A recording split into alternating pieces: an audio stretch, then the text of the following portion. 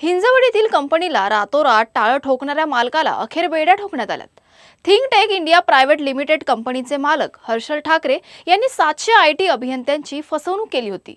लॅपटॉपचं deposit म्हणून घेतलेले 15,000 आणि जानेवारीपासून पगार थकवत ठाकरे गायब झाला होता. या प्रकरणी हिंजवडी पोलिसांकडे 21 मेला IT अभियंत्यांनी तक्रार दिली होती. मात्र पोलिसांकडून गुन्हा दाखल करायला टाळाटाळ होत होती. दरम्यान हर्षल ठाकरेची पोलिसांनी चौकशी करावी आणि बेरोजगार झालेल्या 700 IT कंपन्यांचं किमान आर्थिक नुकसान भरून द्यावी अशी मागणी कर्मचाऱ्यांनी केली आहे. सौरव राजन नायर म्हणून 25 इयर्सचा IT फ्रेशर्स आहे. त्याने आमच्याकडे कंप्लेंट दिली होती की थिंक टँक नावाची जी कंपनी आहे त्याचे ओनर आहेत हर्षल भानुदास ठाकरे यांनी जी थिंक टँक कंपनी चालवत होते गेरा कॉम्प्लेक्स विप्रो सर्कलला.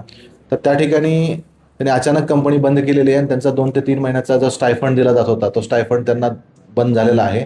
आणि लॅपटॉप डिपॉझिट म्हणून त्यांनी स्वीकारले होते 15,000 रुपये पर हेड. बऱ्याच जणांचं लॅपटॉप डिपॉझिट स्वीकारलं, त्यांना लॅपटॉप पण दिले नाहीत आणि डिपॉझिट परतही दिलं नाही आणि त्यासोबत त्यांचा स्टायफंड म्हणजे पगार त्यांना दिलेला नाही अशी कंप्लेंट प्राप्त होती. त्या कंप्लेंटच्या ह्याच्यानुसार 25 ते 30 लोकांना इतर आम्हाला अप्रोच झाले. त्याप्रमाणे आम्ही त्यांचे एकूण ऑफिस रजिस्टर केलेलं आहे आणि त्याच्यामध्ये जो मुख्य आरोपी हर्षल भानुदास ठाकरे याला काल नाशिक येथून अरेस्ट करण्यात आलेला आहे. सर, किती वर्षापासून ही कंपनी आणि साधारण किती लोक त्या ठिकाणी काम करत होते? आता त्याचे तपास सुरू आहे. प्रायमरी आम्हाला 22 ते 25 मध्ये त्यांचं रिसर्च अँड डेव्हलपमेंट सुरू होतं असं स्पष्टीकरण देत आहेत आणि 25 पासून ह्या लोकांना त्यांनी त्या ठिकाणी कामासाठी घेतलं होतं आणि त्यांना काही प्रशिक्षण आणि इतर काम त्यांच्याकडून करून घेत होतं आणि त्याचा पेमेंट किंवा स्टायफंड त्यांना दिलेला नाही अशी तक्रार आहे आपल्याकडे. काय काम चालू होतं त्या कंपनीमध्ये आणि सुरुवातीपासून हा फसवणूक असेल?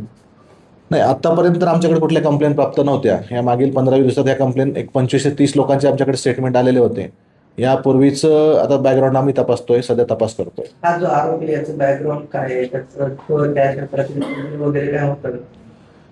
सध्या प्रायमरी इन्क्वायरी सुरू आहे आमची. तर प्रायमरी इन्क्वायरीमध्ये त्याच्याकडे कुठलाही असा काही मोठा प्रोजेक्ट नाही की तो 100-200 मुलांना रोजगार देऊ शकतो. असा कुठलाही प्रोजेक्ट किंवा त्याच्याकडे कुठलाही असं सॉफ्टवेअर डेव्हलप केलेलं आहे, मार्केटमध्ये सेल केलेलं आहे, त्यातून उत्पन्नाचा सोर्स आहे असं काही दिसून येत नाहीये.